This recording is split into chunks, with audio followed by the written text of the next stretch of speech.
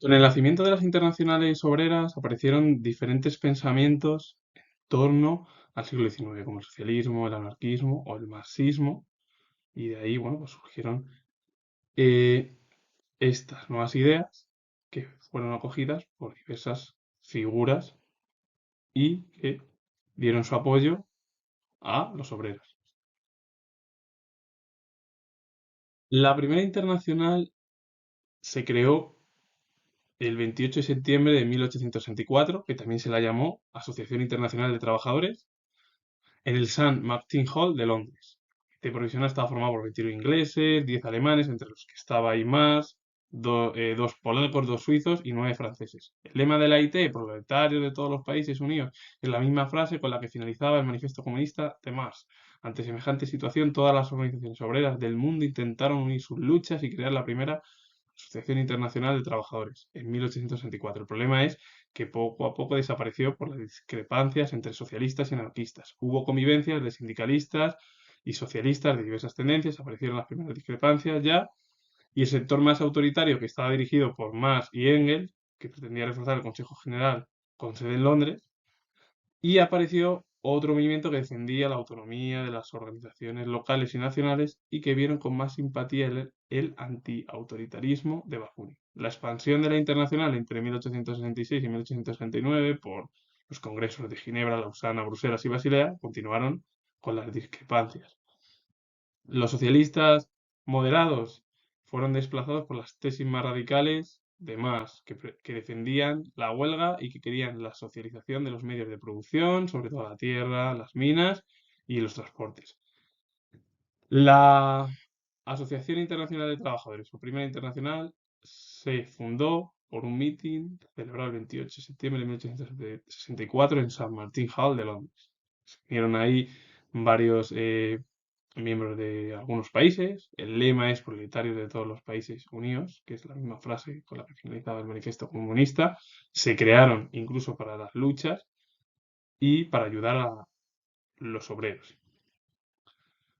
Pero el problema es que la primera internacional desapareció por las discrepancias entre socialistas y anarquistas. Y es verdad que hubo muchas tendencias en torno a la primera internacional, pero claro, Marx y Engels, que eran la vía más autoritaria, pues lo que pretendían era reforzar el Consejo General con sede en Londres. Y el problema es que surgió otro movimiento que defendía la autonomía de las organizaciones locales y nacionales y que vieron con mayor simpatía el antiautoritarismo de Bakunin.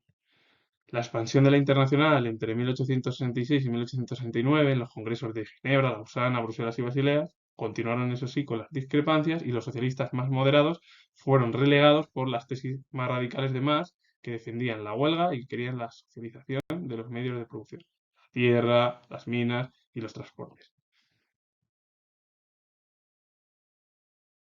El enfrentamiento se radicalizó aún más en 1868 con la entrada de Bakunin en la Internacional. En 1869, Bakunin y Marx ya tuvieron su primera discrepancia. Bakunin propuso la abolición del derecho a la herencia, propuesta derrotada por los marxistas. La ruptura bakuninista fue el rechazo a toda posible intervención de los trabajadores en la política burguesa, que según él era nocivo.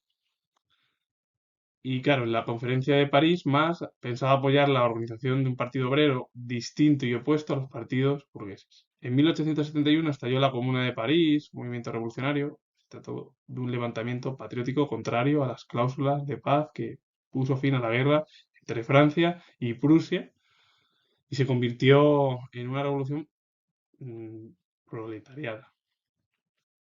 Finalmente, la Comuna de París fue aplastada por el ejército y se produjo una semana trágica con miles de muertos.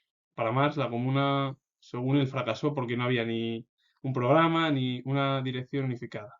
Para Bakunin fue totalmente positiva porque era de una manera algo espontáneo, popular y que al final era como que este movimiento de la Comuna de París se podía trasladar a otros lugares de Europa.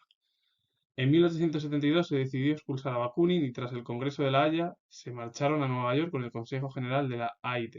Se creó una nueva internacional antiautoritaria basada en el anarquismo de Bakunin, pues a la negativa de toda acción política, incluso la formación de un Estado obrero y la autonomía de las federaciones.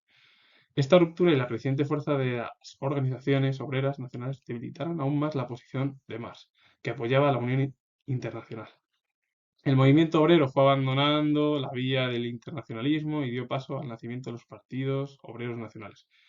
Y poco a poco, cuando se marchó la organización, es decir, de trabajadores a Nueva York, se fue extinguiendo lentamente. Y ya en julio de 1876, en la conferencia de Filadelfia, se decidió disolverla.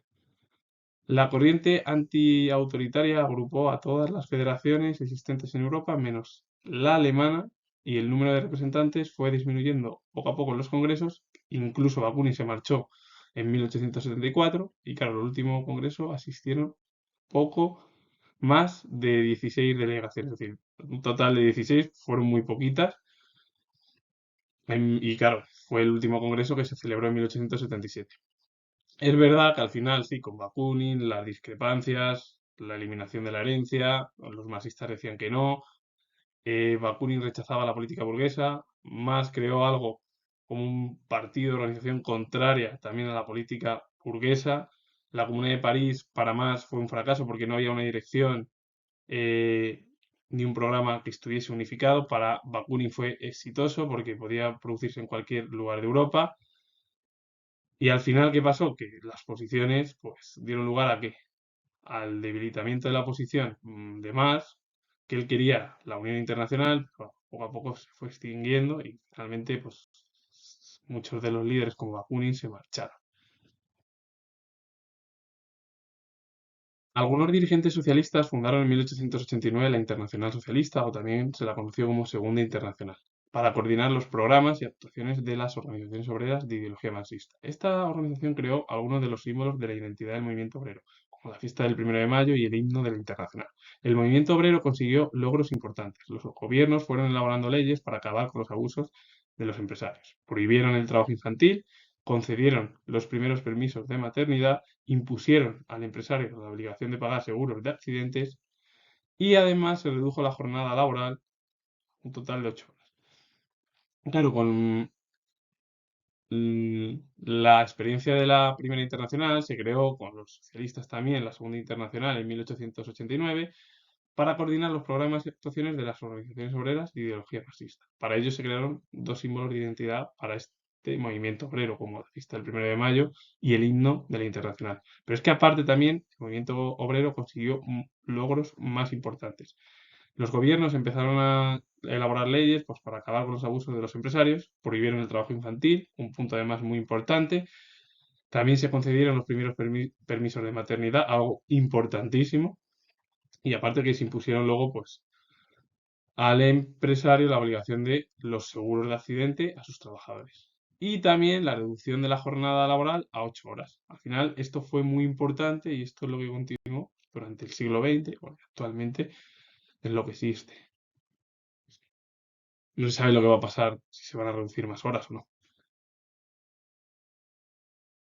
Lenin pensaba que era necesario extender la revolución fuera de la Unión Soviética. Por eso creó en 1919 la Tercera Internacional, conocida como Comintern o Internacional Comunista, y bueno, se invitó a distintos países con la intención de crear partidos comunistas en ellos. La mayoría de los partidos comunistas se crearon por escisiones de los partidos socialistas. Los partidos comunistas siguieron el modelo del PQ, un modelo partido muy centralizado y poco democrático, en el que las críticas eran consideradas disidencias casi siempre, y en torno al internacionalismo, que hace referencia a las agrupaciones de trabajadores de distintos países para luchar conjuntamente por mejorar las condiciones laborales y transformar la sociedad.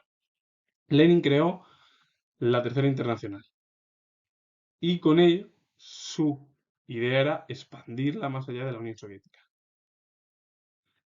Claro, con el objetivo de qué? De que el resto de países creasen también partidos comunistas.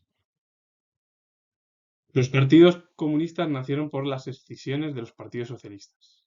Claro, el modelo que se siguió fue el PQS, un modelo de partido muy centralizado y poco democrático, en el que las críticas eran consideradas disidencias casi siempre, y en torno al internacionalismo lo que hace referencia es las agrupaciones de trabajadores de distintos países para luchar por mejorar sus condiciones laborales, es decir, las condiciones laborales al final de las personas, y llevan a cabo una transformación en la sociedad. Con la creación de las tres internacionales, que fue la expansión al final de los sistemas marxista y vacunista por Europa, también se llevó a cabo la internacional comunista fuera del continente europeo, tras la descolonización en 1945 con el final de la Segunda Guerra Mundial. Y con ello lo que se impulsó en estos nuevos países fue la creación de un sistema comunista. Claro, muchas de las colonias pues, que encabezaron estos partidos se independizaron e impusieron el comunismo en Indonesia con Sukarno o en Indochina con Ho Chi Minh. Y esto fue al final ese pulso entre Estados Unidos y la Unión Soviética por imponer su sistema político y económico por todo el planeta. Claro, finalmente